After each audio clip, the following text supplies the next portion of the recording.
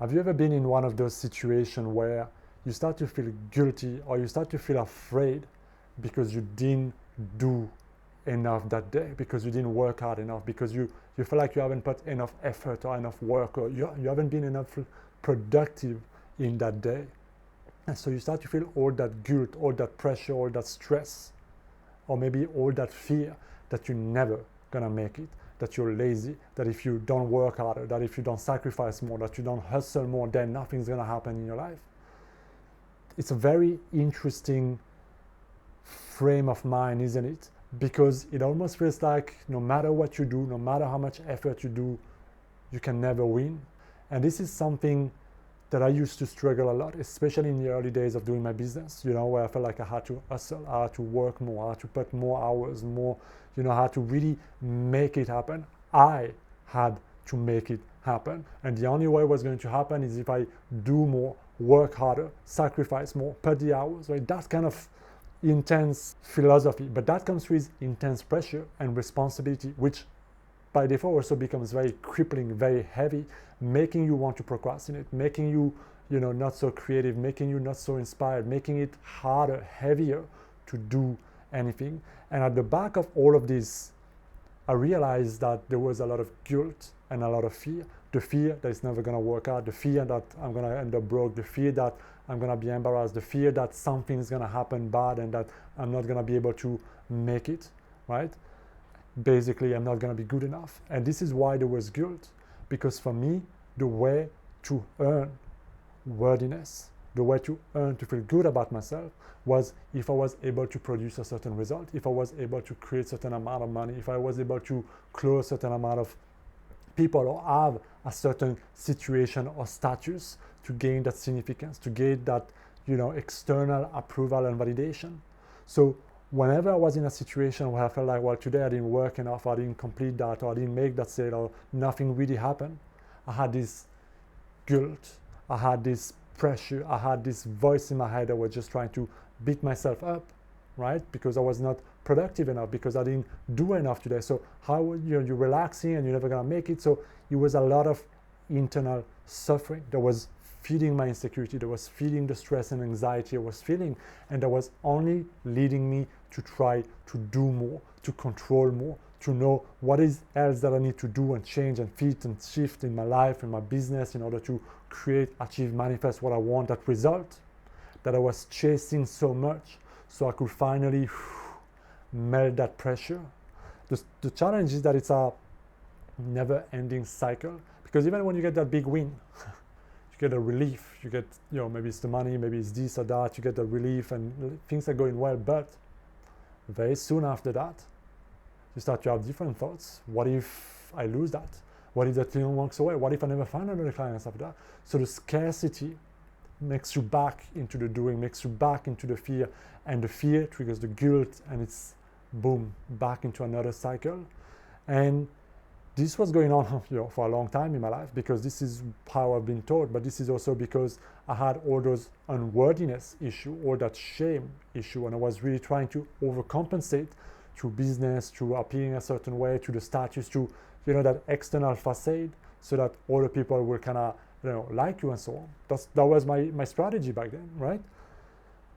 And this is when I started to realize that doing will take you only so far, but that what will take you really the longest way, and the where you really want to go, is the being part. And at first, this was a concept that was not easy to understand for me, because obviously I was like, well, if I don't do enough, who's going to do it? What's going to happen? My mind was so afraid to let go. And so being felt like almost like this dangerous alternative, or falling into the trap of the law of attraction and doing nothing, and all these type of things. So there was at the beginning some form of conflict there. But what I started to really realize very fast is that the being aspect was what's going to enable the proper right doing to bring about the result that I wanted. And so the doing I was having was coming from a place of being that was not aligned with the life I was trying to create. And that might seem a bit confusing right now, but stay with me, because this is so important. Because you see, behind all the doing that you're doing right now, all the work you're doing right now, the strategy, the behaviors, all the things you're doing right now, behind that, there's a being, there's an identity, there's a self-image that is driving that doing. And so the doing simply stems from that state of being. So as long as that state of being, that identity that you have subconsciously is not aligned with the new vision, with the new person, with what you want to create in your life, you're going to do things the old way, the only way you know, right? And you may adapt and you may try a little bit, but it's going to be deeply rooted based on the old beliefs that are controlling your reality. So the reason why I needed to start shifting who I was being was because I needed to drastically shift how I saw myself.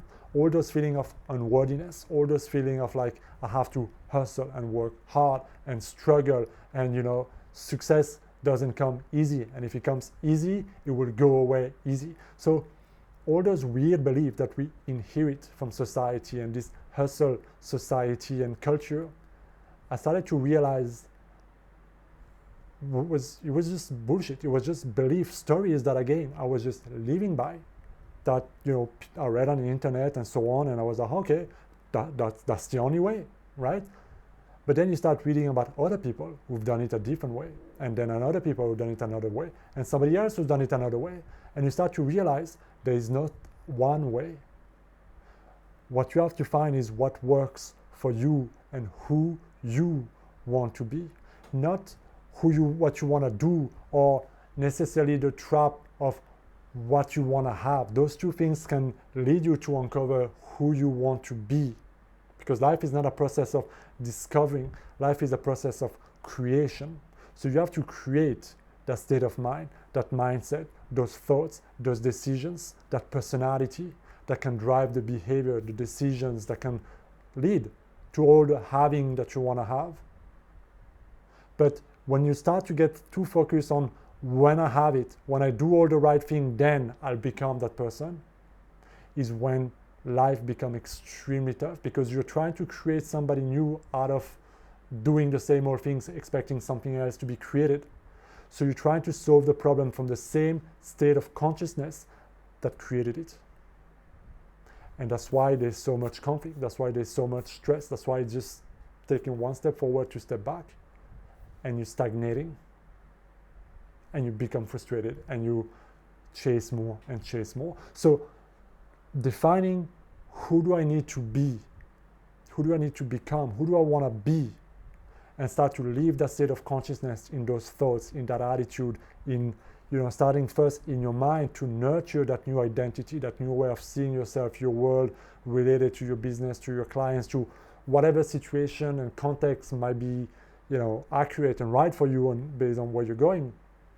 But you gotta reverse engineer this process. And when you can start to really grow that state of being, it will naturally lead to the doing that stems from that place. And that doing will likely look very different from what you're doing right now. Not necessarily in terms of the step-by-step you're doing or how you write your email or whatever, but the intention behind. You see, when I started to drop the guilt, drop the fear, drop all those worst-case scenarios that were polluting my mind, creating so much anxiety, crippling my productivity, making me procrastinate. When I was dropping all of this, the intention, the energy behind the doing I was doing, the video I was creating, the email, the marketing, talking to people, there was no more neediness when I was talking to people. So I was coming energetically and in my attitude from a very different place. And that, although didn't change much of what I was actually doing, but it changed everything in terms of what was coming across and what was coming in my life. And that reflected drastically in what I was having and creating and manifesting in my life. So right now, if you can relate to this, and if you're still watching this, then maybe on some level you do. If you have that constant guilt that you're not doing enough, that you're working enough, if you beat yourself up because you're taking a break, because you didn't work hard enough, because you're taking a day off, because you're not overworking everybody else, I invite you strongly to look at all the guilt the shame, the fear behind.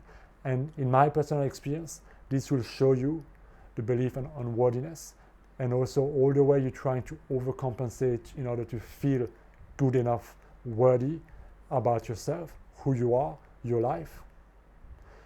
And that shows you that this is the current state of being driving this situation. So pause for a moment, work on those aspects, work on those beliefs, and start to create a new state of being. There's a lot of videos on this channel that break down how to change your identity. There's a lot of videos that can show you how the mirror principle work, where where I break down a little bit of how you can create that new state of being. So I don't want to go into that, but there's a lot of resources. It's free. You can watch those videos. They're all there. But understand that the state of being will allow the doing and will lead to having what you want. I hope this makes sense. Let me know what you think down in the comments. Thank you for watching this video, guys. As always, make sure you hit that subscribe button to help me grow this beautiful channel. I will see you next time. Be well.